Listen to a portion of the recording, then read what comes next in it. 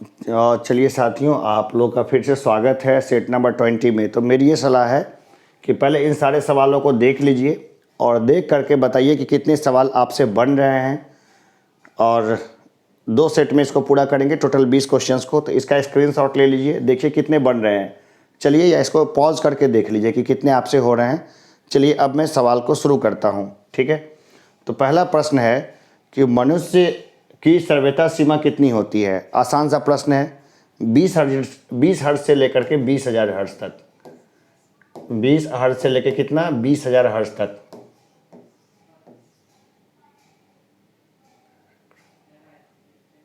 ठीक है, इतनी तक इनकी सभ्यता की सीमा होती है, इतने तक की आवाज़ों को सुन सकता है।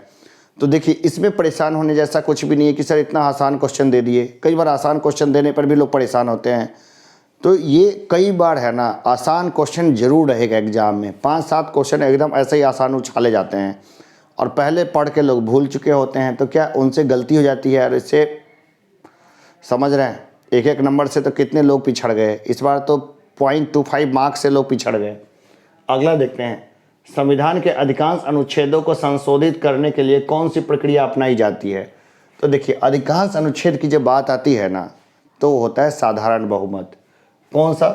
साधारण बहुमत, सिंपल मेजोरिटी। साधारण बहुमत से काम हो जाता है, स्पेशल बहुमत की जरूरत कम में पड़ती है। तो ज़्यादातर जो है ना, सामान्य बहुमत से ये सॉल्व हो जाता है मामला। अब देखिए अगला प्रश्न, देखिए तीसरा नंबर प्रश्न आपको अच्छे से दिखाई दे रहा होगा कि अम्लराज में नाइट्रिक एसिड और हाइड्रोक्लोरिक एसिड का अनुपात क्या होता है। नाइट्रिक एसिड 1 होता है, हाइड्रोक्लोराइड एसिड 3 होता है। तो ये कितना होता है, 1:3। अम्लराज में क्या होता है, सब कुछ घुल जाता है ना। हमारा पेट भी HCl बनाता है, बहुत तगड़ा। ब्लेड उलेड को सबको हमारे अंदर का रसायन घुला सकते हैं, ठीक है। खैर ब्लेड निगलना नहीं चाहिए, वो खतरनाक हो सकता है क्योंकि अंदर जाते समय कई सारी चीज़ों को वो काट देगा, कई लोग ये कहते हैं। लेकिन अगर पेट का एंजाइम अगर कहीं पर लैब में बनाया गया ना और उसमें ब्लेड डाला गया तो ब्लेड भी उसमें गल गया। अगला क्वेश्चन देखते हैं, मुगल काल के किस बंदरगाह को बाबुल मक्का यानी मक्का द्वार कहा जाता था। किसको बोला जाता था, ये बताना है। मक्का द्वार किसको बोला जाता था। मुगल काल के किस बंदरगाह को बाबुल मक्का द्वार कहा जाता था। तो देखिए यहाँ पर जो है ना, यहाँ पे 2 चीज़ है। एक तो हो गया हमारा सूरत का है, ठीक है। दूसरा हमारा कई जगह पे आता है भड़ौच, ठीक है। कई जगह पे आता है सूरत और कुछ जगह पे भड़ौच का नाम भी आया है। तो ज़्यादातर सूरत हम लोग ऑथेंटिकेट करके चलते हैं। लेकिन अगर आप कोई और दे रहे हैं एग्ज़ाम या और बहुत सारा चीज़ है, तो एक बार भड़ौच वाले इशूज़ पे भी एक बार आपको ध्यान देना है, ठीक है। सूरत और भड़ौच दोनों को एक बार देखते चलिए। आगे हम लोग देखते हैं कि नोबेल पुरस्कार से सम्मानित प्रथम भारतीय महिला कौन थी। देखिए, मदर टेरेसा थी तो अल्बानिया की नागरिक, लेकिन वो पूर्णतया भारतीय हो गई थी। तो अभी मैं मिशनरीज ऑफ चैरिटी के साइड गया था कोलकाता में। कालीबाड़ी जाते समय आप देखिएगा तो मिशनरीज ऑफ चैरिटी वहाँ पे आपको दिखेगी।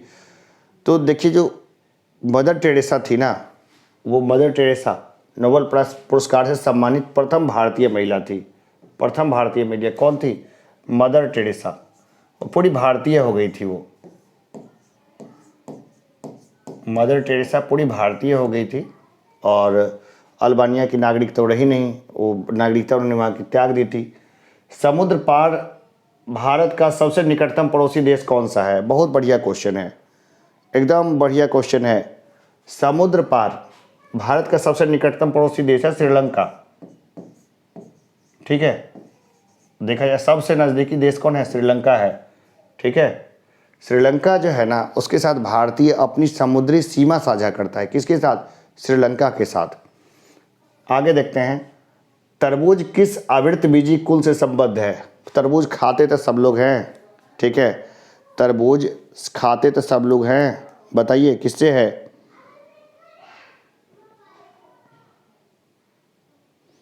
ठीक है, किससे है?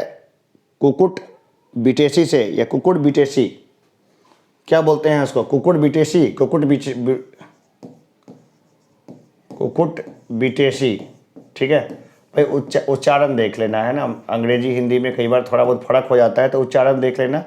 कुकुट बेसी जो है आवृतबीजी कुल का है। आर्थिक प्रगतिशीलता का सिद्धांत किसने प्रतिपादित किया? आसान सा क्वेश्चन है, 8वां। ठीक है, क्या नाम था उनका? शॉर्ट नाम बताऊंगा मैं, फुल नाम लिख के बताना। डब्ल्यू रोस्टॉप, ये थे डब्ल्यू रोस्टॉप। अगला प्रश्न है, मुगल कालीन किस व्यवस्था के तहत प्रशासनिक व्यवस्था का सैन्यीकरण किया गया? देखिए अब बताइए, 9वां नंबर क्वेश्चन है, इसका जवाब दीजिए, है ना। देखिए जो क्वेश्चन क्या कहता है, मुगल कालीन किस व्यवस्था के तहत प्रशासनिक व्यवस्था का सैन्यीकरण किया गया। तो थोड़ा सा भी दिमाग लगाएंगे ना वो, तो एक टर्म निकल के आएगी। वो कौन सा था वो चीज़? वो था मनसबदारी व्यवस्था। क्या था? मनसबदारी, मनसबदारी व्यवस्था। कौन सी व्यवस्था थी? वो थी मनसबदारी। एकदम सिंपल, याद रहेगा ये। सर्वप्रथम किस भारतीय साहित्यकार को नोबेल पुरस्कार प्रदान किया गया? भूलने का शब्द ही नहीं है, भूलने का मतलब ही नहीं है। अगर इसका सवाल का जवाब ना भी दूं तो भी लोग चीख चीख के बोलेंगे रविन्द्रनाथ टैगोर या फिर रविन्द्रनाथ ठाकुर। क्या बोलेंगे? रविन्द्रनाथ टैगोर।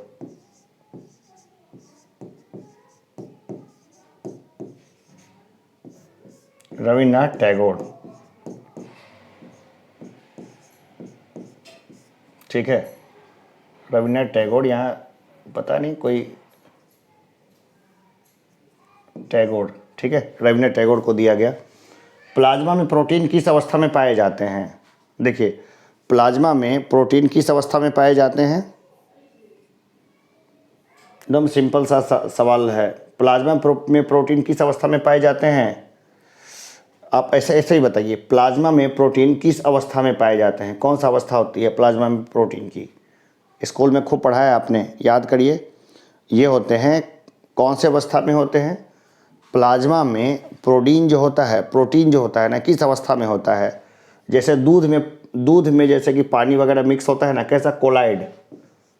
कोलाइड अवस्था में होता है। ये कौन सी अवस्था में होता है? कोलाइड अवस्था।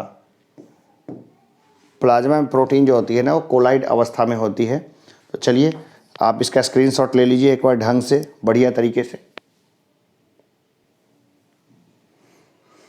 चलिए आगे के प्रश्नों को देखते हैं। आगे का प्रश्न जो है वो ये कहता है कि राष्ट्रीय महिला आयोग का गठन किस वर्ष किया गया? राष्ट्रीय महिला आयोग का गठन किस वर्ष किया गया? प्रश्नों को अच्छे से देख लीजिए, चाहे तो इसका स्क्रीनशॉट ले लीजिए, और इसका स्क्रीनशॉट जब आप ले लेंगे तो उस स्क्रीनशॉट से आपको ये फ़ायदा होगा कि कितने क्वेश्चन आ रहे हैं, नहीं आ रहे हैं, इसका आपको ध्यान देने में आसानी होगा। ठीक है, तो ये हमारा पहला प्रश्न है, 12वां प्रश्न है कि राष्ट्रीय महिला आयोग का गठन किस वर्ष किया गया। देखिए किसकी सरकार थी? राष्ट्रीय महिला आयोग का गठन किस बिल के तहत किया गया? या असंवैधानिक संस्था है या संवैधानिक संस्था है? ये सब जानकारी रहना ज़रूरी है। राष्ट्रीय महिला आयोग का गठन 1990 ईस्वी में किया गया था। ठीक है, क्या ये संविधान में इसके बारे में चर्चा की गई है कहीं पर भी, बाद के किसी बिल में या किसी चीज़ में? ये मुझे कमेंट बॉक्स में ज़रूर बताइए। 13वां नंबर का क्वेश्चन है, पित्रादुरा का प्रथम प्रयोग किसके मकबरे में किया गया? पित्रादुरा है क्या, ये बताइए पहले। कीमती पत्थर उथर लगा देते थे। ठीक है, क्या करते थे? कीमती पत्थर उथर लगा देते हैं। किसमें? पित्रादुरा में। तो सबसे पहले किसके मकबरे में इसका प्रयोग किया गया? पित्रादुरा का प्रयोग जो है किसके मकबरे में किया गया? देखिए सबसे पहले अगर कॉमन सेंस भी लगाएंगे तो इसका उत्तर लगभग जो है कर सकते हैं। मतलब जैसे कि बाबर आया, बाबर ज़्यादातर समय शासन नहीं कर पाया, उसका सारा समय वो मुग़ल सल्तनत को मजबूत करने में लग गया। हुमायूं यहाँ से निष्कासित हो गया, लेकिन थोड़ी सी जड़ थी। बाद में जब हुमायूं यहाँ पर आया तो लगभग मुग़ल काल पनप गया था। तो हुमायूं ज़िंदगी भर लड़खड़ाते रहा और लड़खड़ाते लड़खड़ाते उसकी ज़िंदगी चली गई। तो हुमायूं का जो मकबरा था ना, वहाँ पर इसका जो है हुमायूं के मकबरे पे जो है इसका सबसे पहले पित्रादुरा का प्रयोग किया गया। किसके शासनकाल में दु अस्पा सिंह अस्पा रैंक लाया गया? एकदम अच्छे से देखिए, प्रश्न को खुद करने का बताइए, ठीक है। तो हुमायूं का बेटा कौन था? अकबर का बेटा कौन था? जहांगीर। तो जहांगीर जो है ना वो लेकर के आया था इसको। कौन लेके आया था? जहांगीर। जहांगीर जो है ना वो दु अस्पा सिंह अस्पा रैंक लेकर के आया था। अब हम लोग आगे के प्रश्नों को देखते हैं। जैसे साहित्य में नोबेल पुरस्कार से सम्मानित प्रथम अश्वेत लेखिका कौन है? ये बहुत अच्छा प्रश्न है, एकदम अच्छे से प्रश्न को देखिए और बताइए इसका उत्तर, है ना। ये 15 नंबर का क्वेश्चन है, इसका बताइए क्या नाम था उनका। देखिए, ये थी साहित्य में नोबेल पुरस्कार से प्रथम अश्वेत महिला, प्रथम अश्वेत महिला थी, वो थी टॉमी मॉरिसन, ठीक है। इनको मिला था साहित्य का नोबेल प्राइज, ठीक है। ये भी अच्छा प्रश्न है। अब ये दर्रे उड़े याद रखने जरूरी हैं। नाथुला दर्रा किस राज्य में है? ये बताइए, नाथुला दर्रा किस राज्य में है? सबसे ऊंचा दर्रा कौन सा है, ठीक है। और कौन कौन से दर्रे जो है महत्वपूर्ण हैं, ये सब जानना जो है वो बहुत ज़रूरी है, ठीक है। अलग अलग दर्रा को जानना बहुत ज़रूरी है, क्योंकि दर्रों पे ही तो सारी कहानी टिकी हुई है। हमारे और चाइना के बीच जो कॉन्फ्लिक्ट हैं उसमें दर्रों की बहुत प्रमुख भूमिका है। तो नाथुला दर्रा किस राज्य में? यह सिक्किम में, ठीक है, सिक्किम में है ये नाथुला दर्रा। दर्रों से संबंधित मैं कभी क्लास लेकर आऊँगा तो पूरा चाहूँगा बताऊँगा अच्छे तरीके से। भारत में ब्रिटिश राजनीतिक सत्ता का आरंभ किस युद्ध में अंग्रेजों की विजय से माना जाता है? बहुत बढ़िया प्रश्न है, बीपीएससी ने इसको कई बार पूछा है, ठीक है। 2 युद्ध हुए थे। कौन कौन से युद्ध? बक्सर का युद्ध और प्लासी का युद्ध। बक्सर के युद्ध से सत्ता पूर्णतः स्थापित हो गई, और प्लासी के युद्ध से जो है, प्लासी से सत्ता क्या हो गई? प्रारंभ हुई। कहाँ से? प्लासी से। प्लासी का युद्ध हुआ ना, तो वहाँ से अंग्रेजों की सत्ता का प्रारंभ हुआ, और बक्सर में जाके उसकी पूरी की पूरी फुल फ्लेज सत्ता जो है स्थापित हो गई। आगे हम लोग देखते हैं, भारत के किस राज्य में निर्धन लोगों की सर्वाधिक संख्या है? 18 नंबर क्वेश्चन। सबसे ज़्यादा निर्धन कहाँ पर हैं संख्या मामले में कहाँ पर है? सबसे बड़ा राज्य कौन सा है? यूपी है। तो ज़्यादा निर्धन कहाँ होंगे? यूपी में होंगे, स्वाभाविक सी बात है। 20 करोड़ आबादी है वहाँ की। ये तो कॉमन सेंस का क्वेश्चन है। जो लोग बिहार सोच रहे थे, तो मैं बता दूं कि हर बार बिहार को सीधे लेके नहीं जाना है, क्योंकि क्राइम रिपोर्ट जब आया था तो क्राइम रिपोर्ट में भी बिहार का स्थान जो था ना 25वें नंबर पे था। तो ये सब बेसिक चीज़ है जो हमें मालूम होना चाहिए। आगे हम लोग देखते हैं, एनी बेसेंट ने होम रूल लीग की स्थापना कब की? अच्छा क्वेश्चन है। कौन से साल में की? तो देखिए, एनी बेसेंट ने होम रूल लीग की स्थापना की थी सितंबर 1916 में, सितंबर 1916 ईस्वी में, ठीक है। इसमें एनी बेसेंट ने होम रूल लीग की स्थापना की थी। एकदम आसान सा है, दिख रहा होगा आराम से। रविन्द्रनाथ टैगोर को किस कृति के लिए 1913 ईस्वी का नोबेल पुरस्कार दिया गया? तो रविन्द्रनाथ टैगोर ने क्या लिखा था? इन्होंने लिखा था गीतांजलि,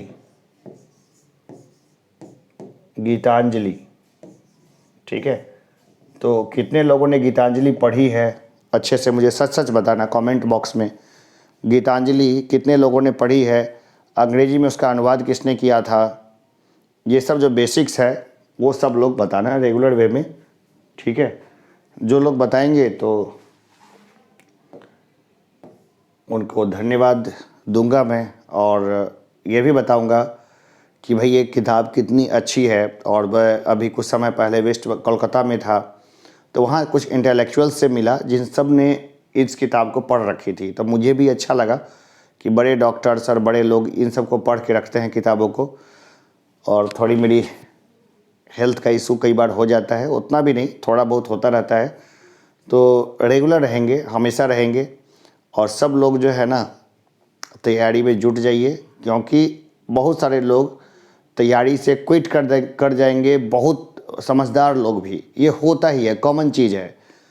और बहुत सारे एवरेज लोग जो होंगे वो सेलेक्ट हो जाएंगे और मेरिट लिस्ट में आ जाएंगे। तो इसलिए जो एवरेज हैं उनको परेशान नहीं होना है, लगातार तैयारी में लगे रहिए और सारे जर्नी में मुझे अपने साथ पाइएगा, मैं आपके साथ रहूँगा। फिर मिलते हैं एक छोटे से ब्रेक के बाद। धन्यवाद।